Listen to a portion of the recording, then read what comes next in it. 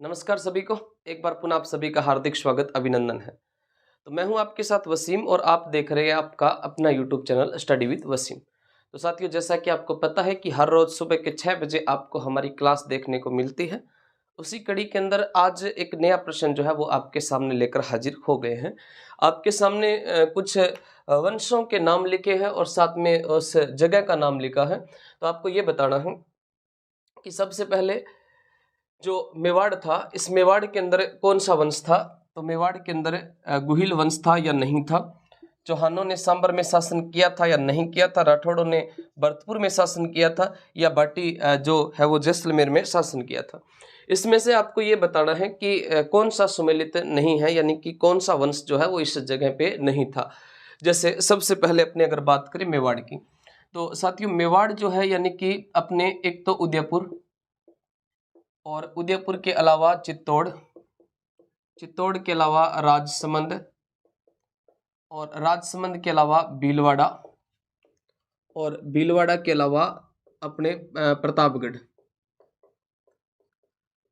उदयपुर, चित्तौड़, राजसमंद, भीलवाड़ा, प्रतापगढ़ का क्षेत्र क्या कहलाता है? मेवाड़ कहलाता है। मेवाड़ जो था, इस मेवाड़ के प्राचीन नाम क्या थे? तो साथियों मेवाड़ के प्राचीन नाम थे मेदपाट। प्राचीन नाम थे एक तो था मेदपाट,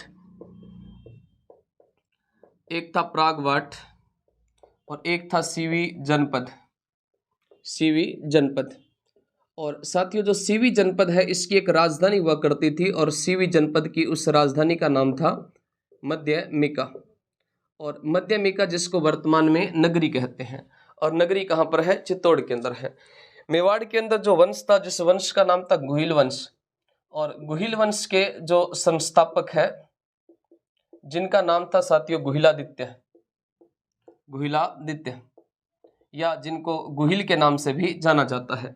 इन्होंने 565-66 ईस्वी में मेवाड़ के अंदर कौन से वंश की नींव रखी थी? गुहिल वंश की नींव रखी थी।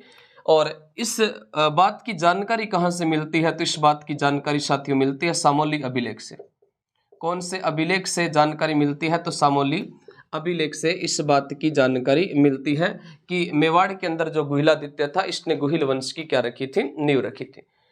चौहान, चौहानों के आगे लिखा है सांबर। चौहान जो थे, इन चौहानों का जो जन्म स्थान था, जन्म स्थान कौन सा था? पुष्कर था। चौहानों का जन्म स्थान था पुष्कर। और चौहानों का जो मूल स्थान था, मूल स्थान जो था वो था शपादलक्ष। मूल स्थान था शपादलक्ष, शपादलक्ष ये चौहानों का मूल स्थान था। और चौहानों का जन्म स्थान कौन सा था? पुष्कर था। चौहानों ने कहां पर शासन किया था? तो शपादलक्ष यानी कि सांबर झील के आसपास का क्षेत्र ही क्या कहलाता है? शपादलक्ष कहलाता है। राठौड़ जो थे साथियों, राठौड़ जो है, इस राठौड़ शब्द की उत्पत्ति जो है ये राष्ट्रकूट शब्द से हुई है।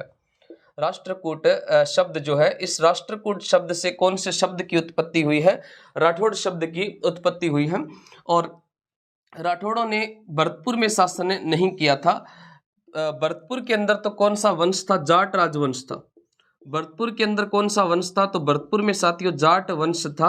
और राठौड़ों ने शासन किया था अपने मारवाड़ यानी कि जोधपुर में। मारवाड़ यानी जोधपुर के आसपास का जो क्षेत्र था जिसमें राठौड़ों ने शासन किया था, जिसमें जोधपुर, जैसलमेर, बाड़मेर, बीकानेर, नागौर, पाली, किशनगढ़, अजमेर का क्षेत्र जो है वो आया करता है।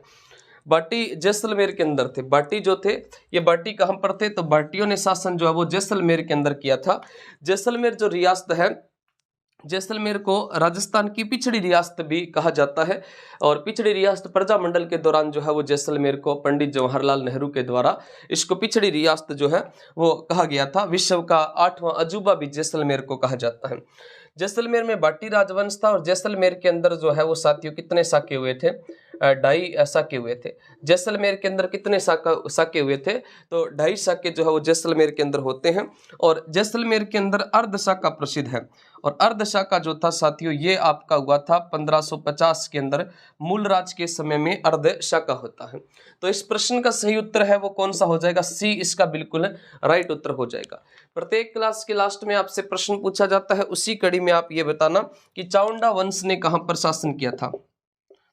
चावंडा या चावड़ा वंश जो है इसने कहां पर शासन किया था? इसका उत्तर आपको कमेंट बॉक्स में बताना है। मिलते हैं अपने अगली क्लास में, तब तक के लिए जय हिंद, जय भारत, धन्यवाद।